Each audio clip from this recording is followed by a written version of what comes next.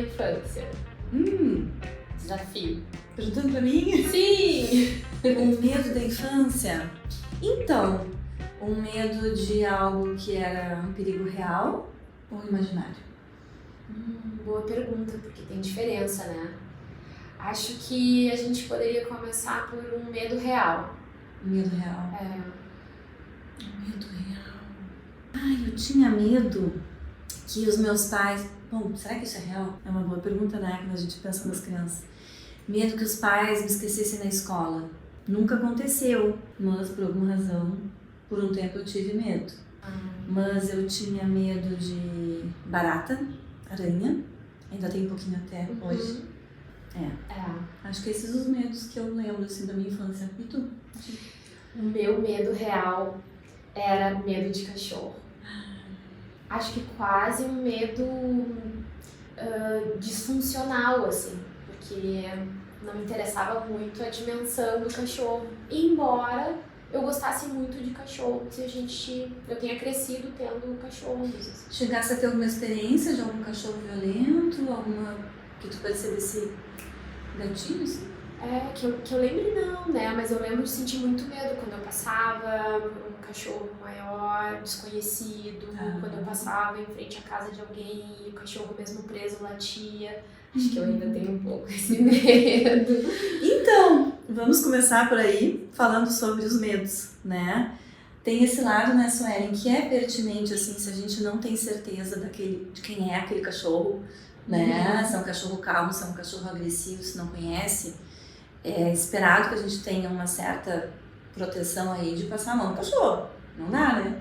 Agora, se o dono chega, não, é mansinho, tudo bem, bom, a gente pode se aproximar, né? É um medo que é pertinente, tu não acha? Acredito que sim, né? É um daqueles medos que a gente vem programado para sentir, porque de fato pode ser algo ameaçador. Porque essa é uma função do medo, né, gente? Então, todos nós nascemos com todas essas emoções que a gente classifica como desagradáveis, como medo, tristeza, raiva, nojo, né?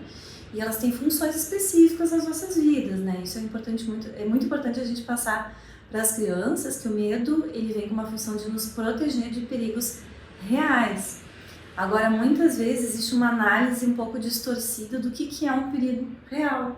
Talvez seja o grande desafio, né, como terapeutas e também como pais, né, que auxiliam muito no desenvolvimento socioemocional dos seus filhos, ajudar a criança a diferenciar o que é um medo real, uma ameaça real, e o que é um medo imaginado. Um medo imaginado, então, exemplos. Então, um medo que eu tive num determinado momento da minha infância foi medo de vagalume. Essa história é muito boa, né? Eu contei pra Suelen aqui, já te contei um dia, que o que acontece? Eu fui dormir na casa dos meus avós, na praia. Então, claro que na praia era diferente de casa, no centro, em que eu ouvia outros sons, tinha outros estímulos que eu não tinha um contato diário, assim, né? Era mais no período de férias que a gente ia pra praia, na casa dos avós. Então teve um momento em que eu fui dormir e notei que tinha uma luzinha. E eu achei que fosse vagalume, só que eu não entendia muito bem o que era um vagalume. Eu já tinha visto, eu já tinha ouvido falar, eu era pequena. E eu não conseguia dormir, tava com muito medo, né? Aí depois a minha mãe ainda lembrou por muito tempo e relatou, porque tem essas lembranças também, né? De por que eu tinha tanto medo. Então eu dizia que já que tinha aquela luz, né, ou queimava ou dava choque. E como isso acontece, né, Sueli, assim, da criança, ela pode até se preocupar com o que o adulto vai pensar. Ela pode até perceber que pode não ser muito lógico, muito racional, mas ela está sentindo aquilo. E o quanto é importante ela poder dividir com alguém que está com medo, que está assustado, que está sentindo, e se sentir acolhida diante daquela emoção, diante daquela ativação naquele momento, né? Que envolve o conceito que a gente já trouxe aqui tão importante, que é a validação emocional, né?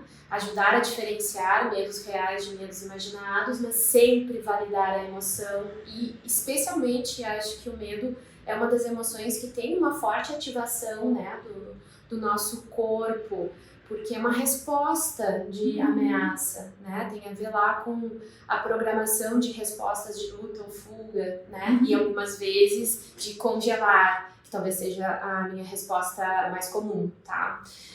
Me observando, assim, ao longo, né, da vida. E tem uma questão da validação que a gente tem que considerar, né, Suelen, que é assim, é acolher, né? Naquele momento, a primeira coisa é acalmar, tirar daquela situação que está sendo muito forte, né? E depois a gente conversar e ajudar a criança a dar um significado para aquilo, né? Como talvez a gente tenha que lidar com as nossas urgências, assim, né?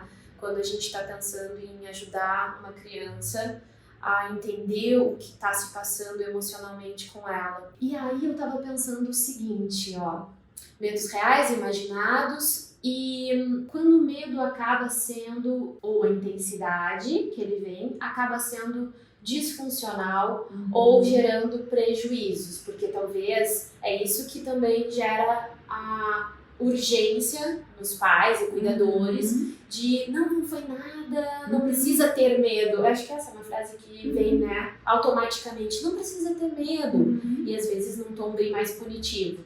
Mas vamos lá, por quê? Porque eu tava lembrando aqui dos meus próprios medos da infância e como algumas vezes eles me privaram, né, de tentar explorar um pouco mais as habilidades motoras, como subir em árvores, como o medo de andar de bicicleta sem as rodinhas. Eu lembro de sentir muito medo, inclusive quando a minha tia, né, que era a tia mais aventureira, assim, né, aquela tia que se aproxima muito dos sobrinhos, tentou me ajudar nisso e me disse, eu vou estar te segurando, vai que tu consegue. E aí, como eu confiava muito nela, isso me ajudou, mas eu lembro de sentir muito medo.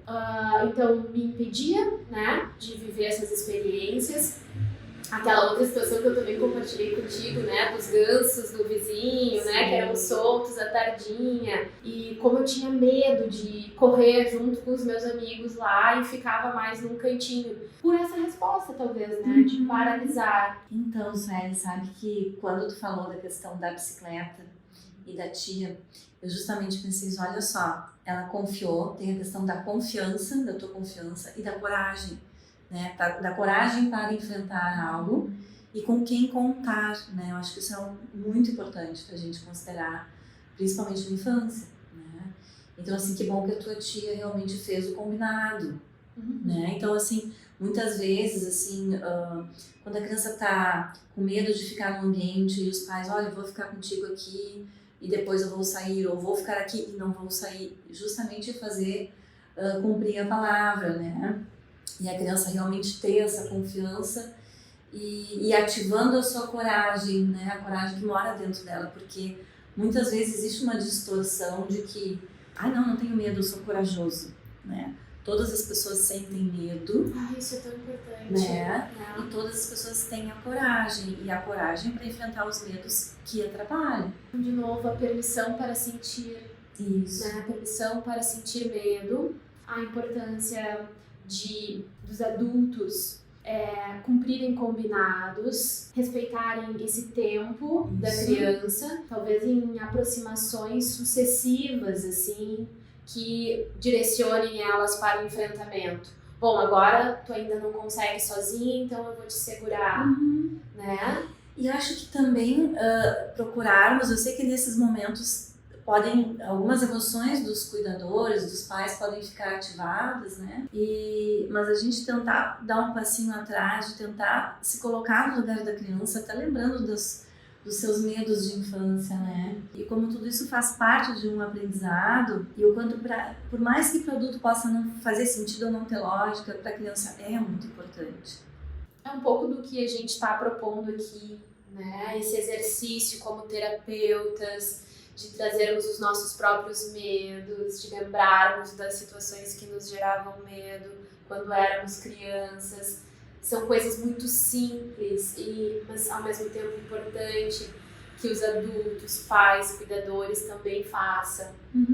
É por isso que a gente mobiliza um pouco, né? Como é pra ti sentir medo? Como é pra ti sentir medo hoje, Raquel? O medo é um sinal, é um sinalizador, assim. Eu sinto um sinal no corpo, vem opa, até aí que eu posso ir. Ou contar, confiar na pessoa, na situação, sabe? É muito como um sinal de proteção aí. Mas não é algo que me paralise, é algo que, opa, é um sinalzinho, eu preciso observar e me ligar, sabe? Esse feelingzinho, assim, de, opa, dá um apertinho aqui, ou um frio na barriga, opa. Ótimo. Eu confesso pra ti que talvez o medo seja uma emoção que eu ainda tenho alguma dificuldade de lidar. Hoje me sinto mais capaz de identificar medos reais, medos imaginados e coragem. Acho que esse é um bom aprendizado dos últimos tempos. A coragem é um bom caminho para aprender a lidar com os nossos medos, é isso? O que vai acontecendo com o tempo? A gente falou das nossas crianças internas, das nossas infâncias, né? Dos perigos que são reais e dos que não são. Mas o que vai acontecendo com o tempo? Medo de ser rejeitada, medo de não ser aceita, medo de que alguém vai criticar. Essas questões que são mais sociais, conforme a gente vai crescendo, né? O medo da exposição, né? O que os outros irão pensar.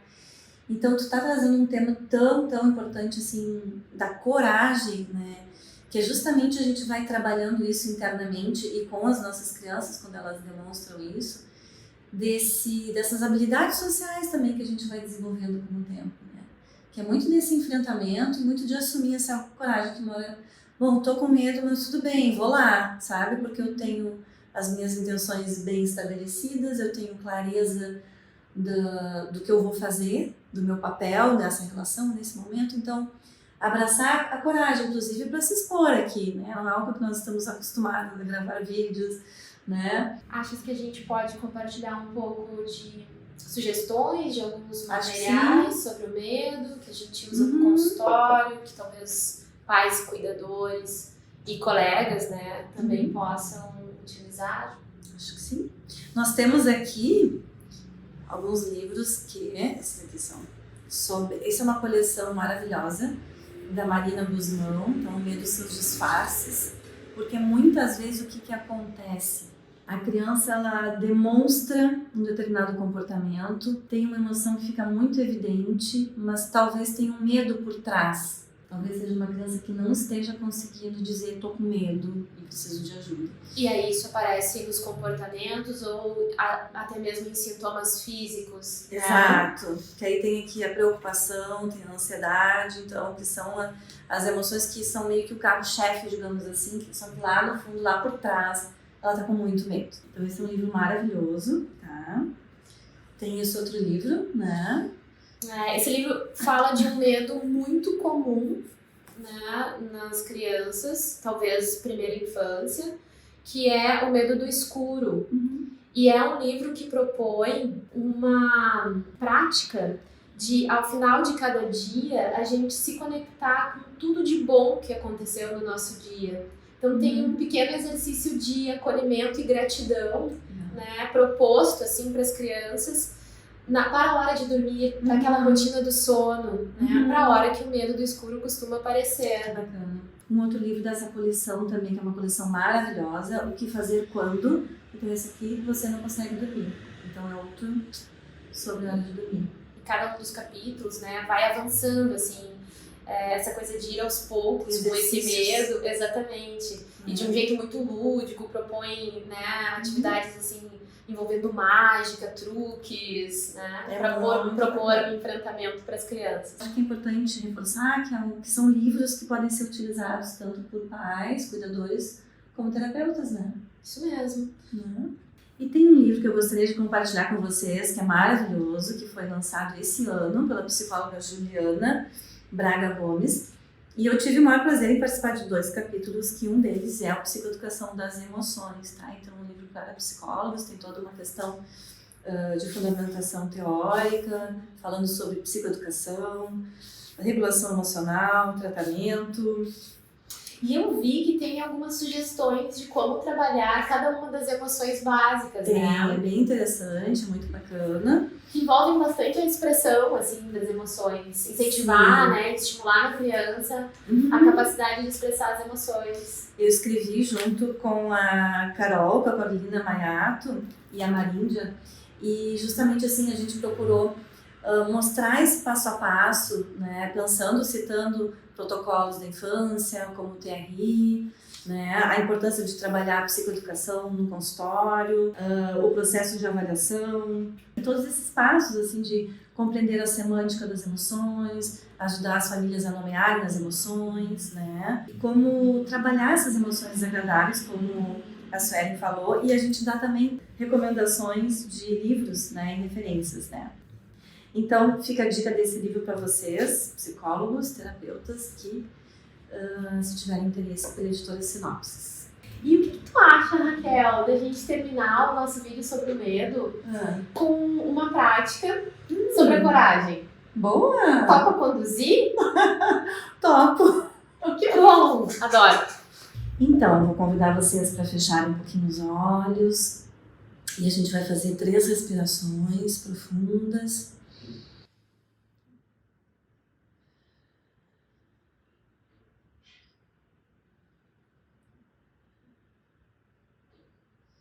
E vejam se é possível perceber como é que o corpo está nesse momento. Será que eu estou um pouco encolhido?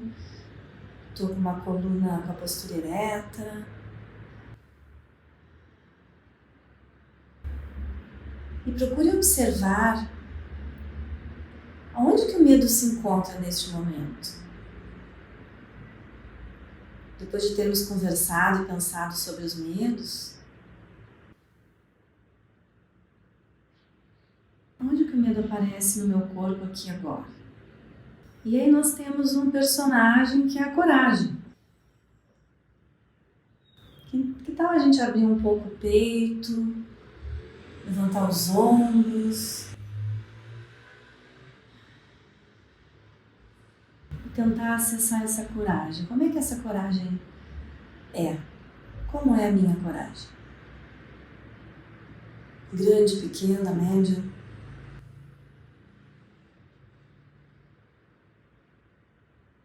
Tem formato de, sei lá, algum personagem? Tem cores, não tem forma? Tente entrar em contato com essa coragem que mora dentro de ti.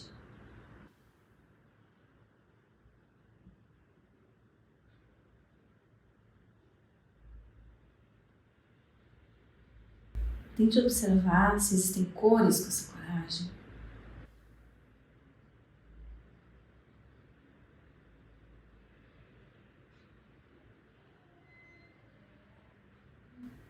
E aí, no momento que tiver essa coragem bem clara dentro de ti, vai abrindo os olhos lentamente.